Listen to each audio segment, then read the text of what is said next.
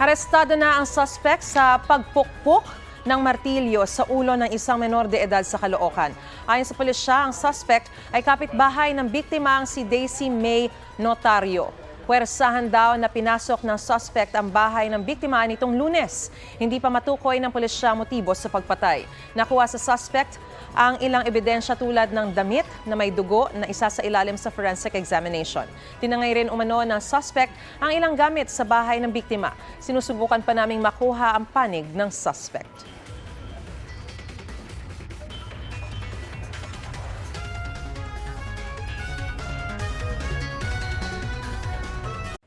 Mga kapuso, para una ka sa mga balita, mag-subscribe sa GMA Integrated News sa YouTube.